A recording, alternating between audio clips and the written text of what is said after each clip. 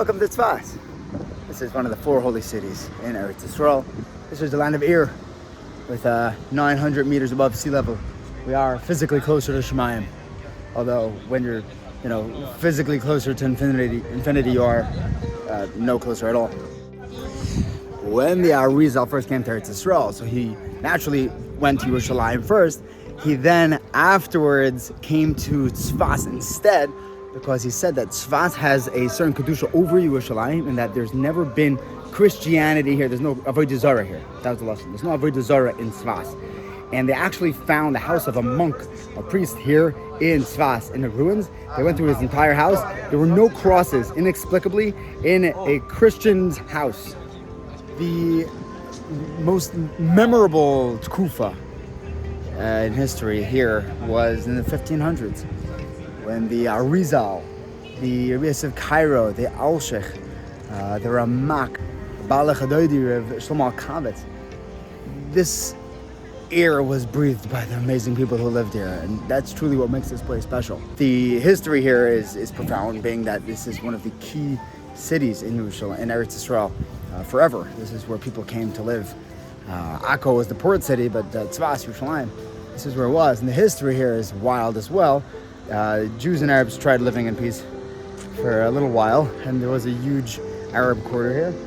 You could see here in 1948, when the War of Independence came through Tzfas, you could still see the pot marks for the bullets. Right up there, make that out. That's pretty wild.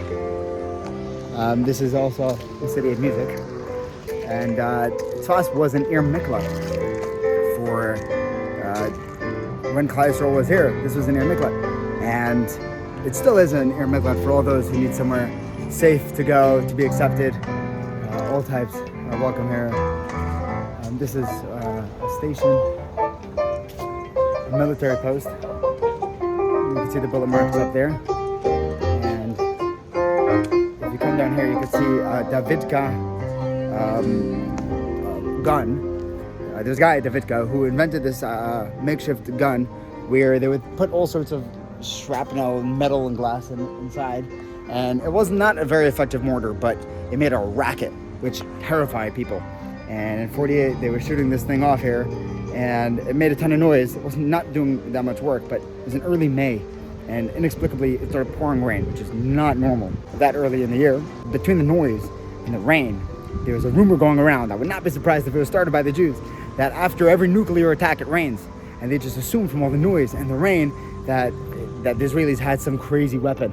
And the Arabs fled, because really it was supposed to be a really intense fight. It was pretty even, but just out of sheer fear and imagination, with the Yad Hashem, the Arabs cleared out.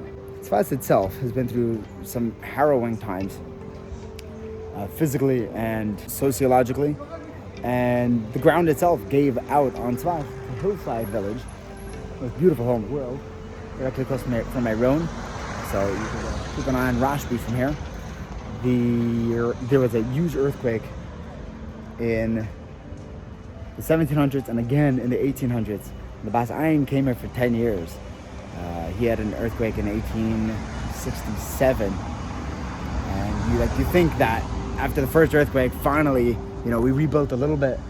That Bas Ayin stood firm to keep people here and to keep the city thriving, and they rebuilt it. So it is a city of stamina beyond everything else. When the Bas Ayin got to Tzfas, he wasn't sure exactly where he would settle down. But it was right after Sukkot, and he heard one of the mothers calling out from the balcony. I don't know if it was this one or that one, before the earthquake. And she said, Yankel, bring in the clothing. We benched Mashav Barach Geshem, so it's going to rain. You have to bring in the clothing. It's going to get wet.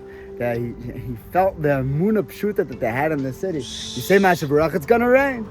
He said, this is the place that I have to live. The basic forest down there, we'll get there soon, Mirza Hashem. It's been used for over 2,000 years, thousands and thousands of kvarim, from Chana Veshiva Banea, the Chobes Al-Vaves, besides for all those who were buried here in the 1500s. You have Tanor ben Amaroyim, Rashbi's father-in-law, Yeshua ben Prachia. It's an amazing place to be, just to come here to smell the air. Personally, it's the only place where I can be and still feel at home and not desperate to get back to Yerushalayim. It's good to be here.